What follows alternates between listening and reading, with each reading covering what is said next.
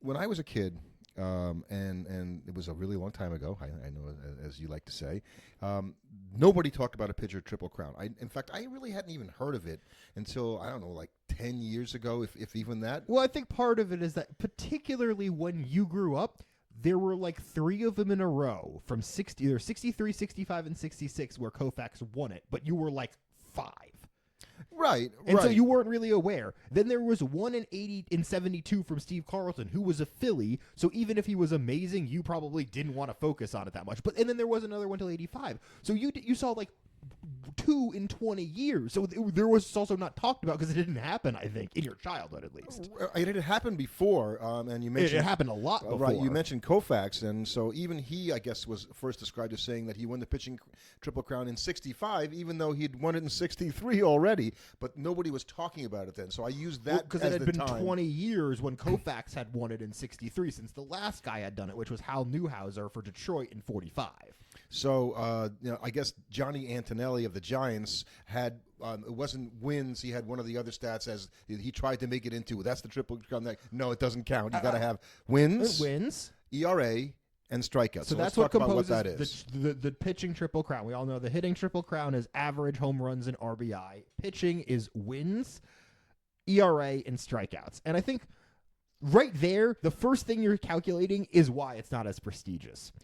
And it might have been, and that's wins. It might have been okay when the win was a win, and it all meant the same for a long time in baseball because the pitchers pitched about the same amount of starts, and so they won the same amount of games. But now that the win has been devalued in major leagues, really specifically devalued, starting I'd say like in the '60s is kind of the beginning of that, where wins are just kind of looked at differently, and I think that's why it never got a particularly high amount of relevance, in terms of in the baseball world compared to a guy getting the hitting triple crown race, because guys could have the best season in baseball as a pitcher and not get the win through literally no fault of their own. There's not a way. Stat. It's not like a hitter where like the hitter can't get one of those stats because like his team didn't do for maybe RBI is one. But RBIs, a really big percentage of that is your home runs that you hit. And if you lead the league in home runs, you're probably going to lead them in RBIs. Or at least be up there. Or at least be up there, just because if you hit 50 home runs in a season and you have 100 RBIs, literally 50% of them were your own home runs. So nobody was talking about it until I guess Koufax mentioned it. So, but I don't. And you mentioned it happened to Carlton in '72. Well, there have been 33 of these things. Well, right, and I wonder how era. much it was, Dwight Gooden's '85 season that really brought it back into the cultural zeitgeist, at least for baseball, because he was just so overwhelmingly dominant that year. He had such a good season that people were like, wow, we really haven't seen a complete, triple crown pitcher like this since kind of Koufax, or at least Carlton. Right. And also, there are so many fewer hitting triple crowns than there are pitching triple crowns. So the rarity, I think, really factors into what's going on. Right, there's 33 pitching triple crowns since 1901. I don't know the number of hitting triple crowns off the top of my head. It's not 33. You're 3 times more likely to have a pitching triple crown than a hitting triple crown. That also, I think, devalues it, just because. And we've never had a batting triple crown that is in the same season in both leagues. Somebody won both of them, but this very season, and it's happened before, Tarik Skubal of the Tigers and Chris Sale of the Braves both lead the league in all 3 categories, and if the season were to end today, there would be 2 pitching triple crowns this season, one in each league. Which would be very impressive because it has not happened in a very long time as far as I'm aware. I think something 1918 with Walter Johnson and Hippo Vaughn. No, it happened 100 years ago, exactly this season. With Walter Johnson and Dazzy Vance. And so that's the last time 2 guys in the same season won pitching triple crowns in both leagues. Now, here's the important thing to know about a pitching triple crown, particularly compared to a hitting triple crown. There is no award. No, you get There's nothing. no ceremony. Nobody cares. Give you anything. They don't bring you up on a podium. I guess we care because we're talking about it. And but that's why I think it's just such a we're going to call it a pitching triple crown. and we're going to make it wins, ERA, and strikeouts. That's cool. Okay, let's go back in history and look and see who won them. And they did change it because it used to be winning percentage, but I Right. think everybody kind of realized, well, having wins and winning percentage as part of it is kind of stupid. That's not very fun. Well, you needed a minimum amount of starts, right? Because if you went 8-1, that's a heck of a winning percentage, but that's not the same thing as going 24 and 6, even though the winning percentage is higher. Now, part of the reason why I think also it's not as big in terms of like, oh, wow, look at how good this is if a guy's getting the pitching Triple Crown is, much more so than batters. It's really difficult to have a type of batter that you would prefer that can't put up one of the statistics in the Triple Crown race and be able to argue that he would be better than a guy that is. What I mean by that is you might have a preference for a player that maybe doesn't have the average, right? But he hits the home runs and RBIs. But if you have a guy that's hitting for all three and he's doing it even remotely close in the other two categories to the other guy, the guy that's doing it all three is always the better player. You would always take a guy that hits 330 home runs and drives in 100 RBIs than a guy that hits 250, hits 35 home runs and drives in 100. Not enough of a difference. Not enough of a difference. The You're gonna overall performance of the player is better. But with pitchers, I feel like there's an archetype of pitcher that's so beloved specifically by baseball writers, and that is the soft-throwing guy that gets him out with guile and gumption and good location. That guy's not winning the pitching Triple Crown. Right, but they love him. And so you don't want to create an entire award that you can basically never give to this guy. And you have to talk about how some other guy is just unquestionably the better pitcher. Because, well, he strikes out people, and no matter how good that guy is at getting the guys to ground out into double plays and getting through games in under 100 pitches, it doesn't matter if he's not striking guys out. He's never winning a pitching Triple Crown. I mean, it certainly is only an award for starting pitchers. Yeah. Clearly, because you're getting the most wins. And we'll talk about what might be in place of wins if we were to change it up there a little bit. But so Cy Young won the first one, and isn't that right? Because he is, got the most wins of all time. And he also was a great pitcher beyond just getting a lot of wins, obviously. Mm-hmm. Christy Mathewson. It's a Hall of Fame list. Rube Waddle. Right. We're just going to go through Hall of Fame. All these guys that are in the Hall of Fame that won Grover Alexander.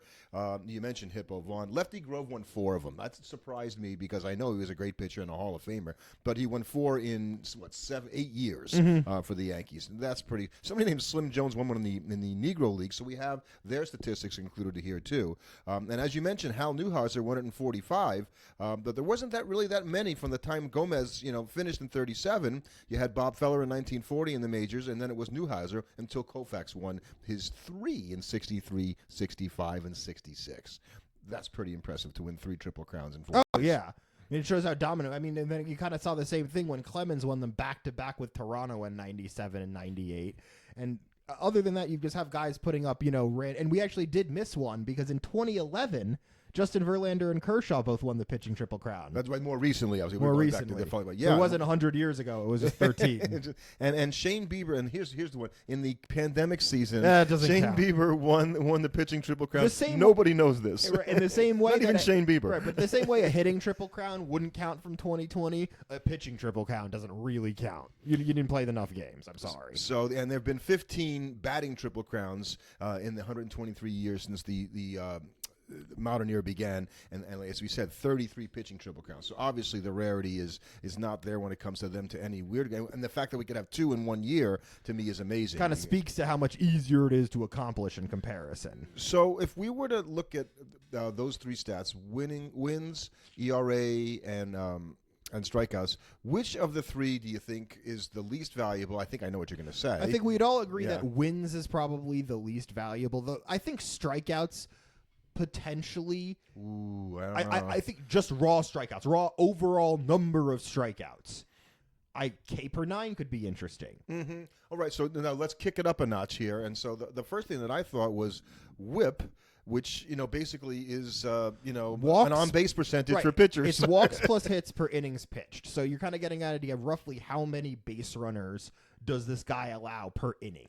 And that's a simpler stat than maybe putting up something like outs above average. Outs above average is a defensive statistic, so you Well, wouldn't not about you above average. You would do like FIP. Fielding independent of pitching. My mistake. And so that's a stat that we use a lot today to determine. Okay, the guys are hitting it. Are they hitting it at people, or is it finding holes? And the issue is FIP is one of those stats that tends to prefer certain types of pitchers. It really likes guys that strike out lots of people, because the best way to avoid fielding independent pitching is just never let the other guys put the ball in play. So it's like double counting strikeouts in a way, right. if you use that as your stat. It doubles. So a guy that gets a lot of just contact outs, FIP doesn't like him as much as it likes a guy that strikes out. And then so you're going to get these weird edge cases where you could have a contact pitcher who had a demonstratedly better season than a strikeout pitcher, grades out a little worse in FIP just because of the quirks of the system. But those are usually like the edge cases. And you know, we always talk about whip when you talk about a career number or even a season number. A starting pitcher who's got a whip like at 1 is highly unusual, and that's an outstanding season. Right, so, basically you're saying that guy's going to, on average, allow about 1 base runner an inning. Be it by a walk Anything or that's a hit. under 1 for a starting pitcher is unbelievable. And almost unsustainable. Almost unsustainable, because you're basically saying he averages a no-hitter every time he goes, or he doesn't allow any, like just to have under a 1 whip as a starter. Allowing less than 1 base runner per inning. Because it means you just never have bad innings. Right. You're not scoring multiple runs if you're only giving up, less than 1 run per inning. Like 1-2 is usually a pretty solid season from your, like a little, maybe a bad season. Like 1-1 is usually pretty good. So I took that further and said, okay, if you look at a pitching WAR, and that's how we measure pitchers in another way right now. What you find when you look at that, and pitcher WAR is a weird thing, right? Pitcher WAR, I think people generally consider, like I'd say offensive batter WAR is probably the most consistent, at least between the two sites that calculate it, Fangraphs and Baseball Reference. FWAR and BWAR for offensive players is pretty good. It's usually pretty consistent. You don't see a lot of variance between it. There's some defensive differences. There's some defensive differences, and then there's a lot of pitching differences because they use 2 very different things to calculate their pitcher WAR. So you see very different statistics between the 2 of them. So it kind of becomes down to which one you prefer. Right. Baseball WAR only looks at runs. Right. Okay, so Fangraphs WAR only cares about strikeouts, walks, and home runs allowed. Baseball Reference cares only about runs allowed, not earned runs allowed, but total runs. Right, so if you have a really bad defense behind you suffer. That can really suffer. And so when in a year like this, and I read an article by Joe Posnanski that made me think about this in a much deeper way. Chris Sale versus Eric Fetty this year. Right. Okay.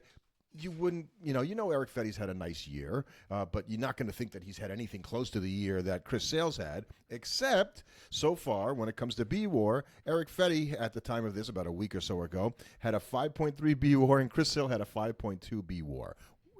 He had a higher B-WAR than Chris Sale? What? Well, that's because WAR it's not calculated against one another. That's the thing. You're not calculating Fetty's impact directly against Sale's impact. You're calculating them against the league playing in their stadium.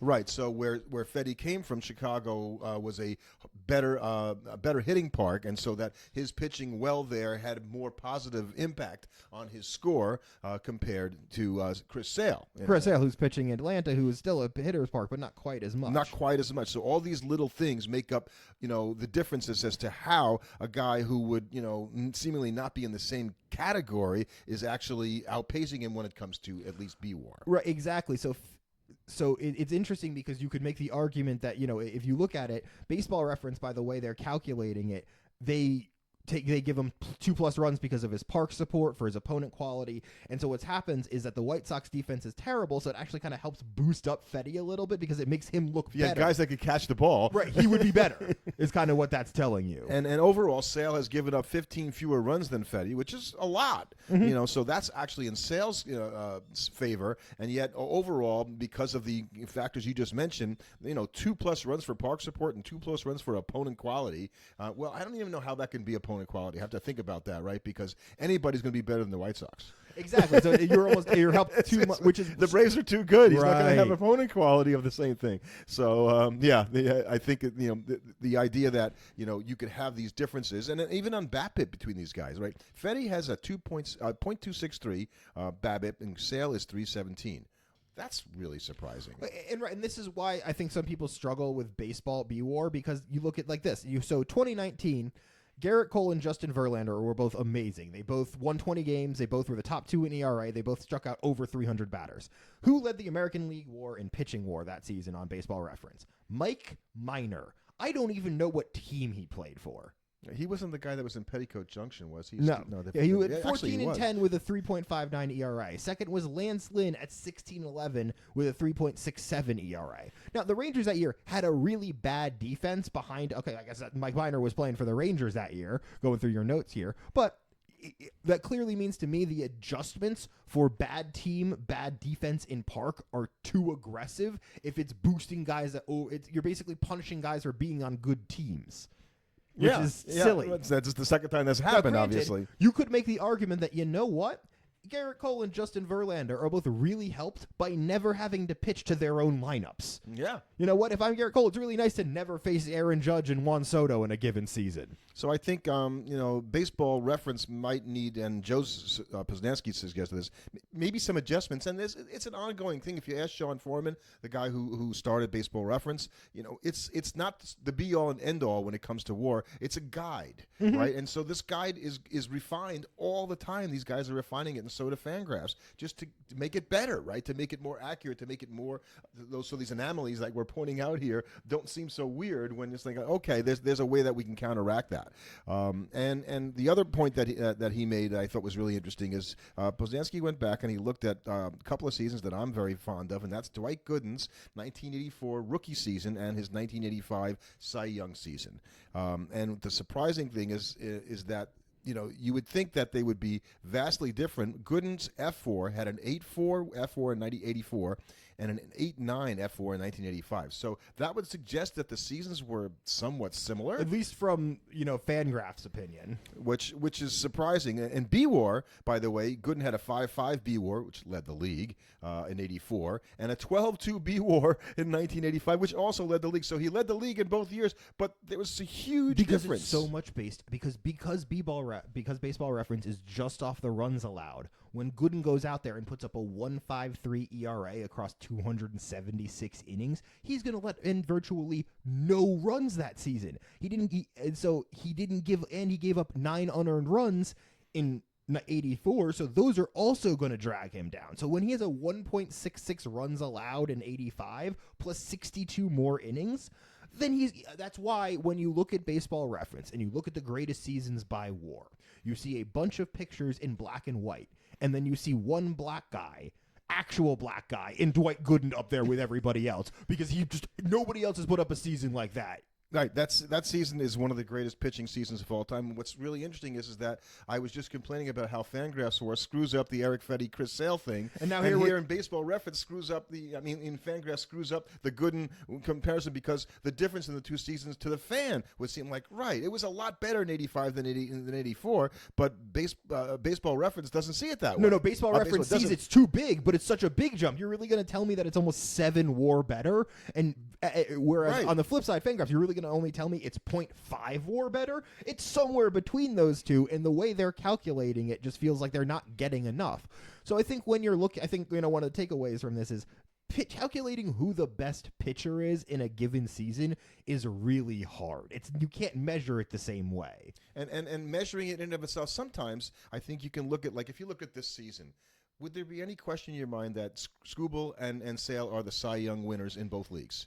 Not unless you want to make an argument for, like, Dylan Cease. And you wouldn't. And you just would. So that the guys that are winning the pitching triple crown and have the stats at the top are also the 2 best pitchers in the league. And that happens most of the time. It's a rarity, where a guy comes in and has, a season where statistically he blew everybody away and they somehow forgot about him. Right. More like, and you only really saw that in the past with a Cy Young, specifically with guys that didn't get big win totals. And once Felix Hernandez won the Cy Young, winning like 12 or 13 games that one season, we don't really have to worry about that anymore, where some guy gets the Cy Young more or less off the back that he won 20 games. See, I think it's Bartolo Colon's 2005 Cy Young over Santana.